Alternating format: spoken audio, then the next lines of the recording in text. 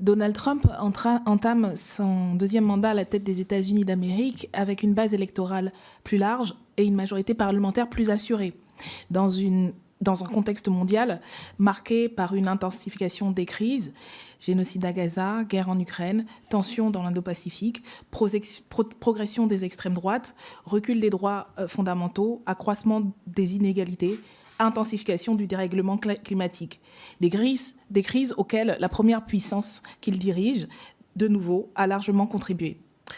Les annonces et décisions prises dès les premières heures de son entrée en fonction témoignent d'une volonté de réaffirmer de manière agressive l'impérialisme états-unien, qui se démarque sensiblement sur la forme de l'administration précédente, même si les nouveaux maîtres de Washington partagent avec les précédents la défense jusqu'au boutisme des intérêts de leur pays. Mais il apparaît peut-être plus clairement aujourd'hui aux yeux du grand nombre à quel point cet empire en déclin menace d'emporter le monde dans sa chute. À l'heure où le dernier rapport de l'ONU sur le climat fait état de l'insuffisance des plans d'action nationaux actuels pour empêcher le réchauffement planétaire, où les effets de ce dérèglement sont perceptibles à grande échelle,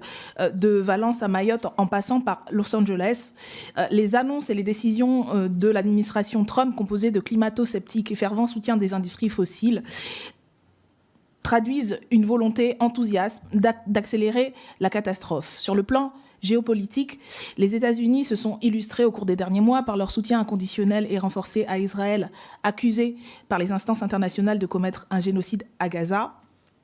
et un apartheid dans les territoires occupés. Le fragile cessez-le-feu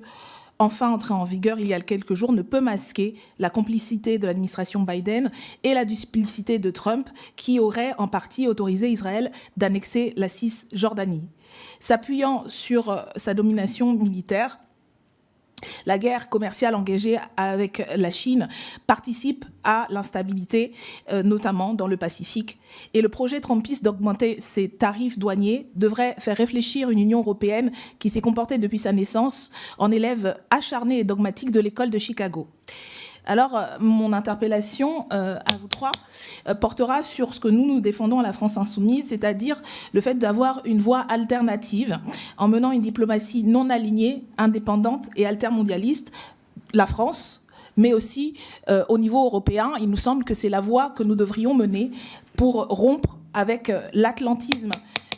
mené jusqu'à présent et qui nous a rendus inaudibles et impuissants à l'heure de retour de l'impérialisme.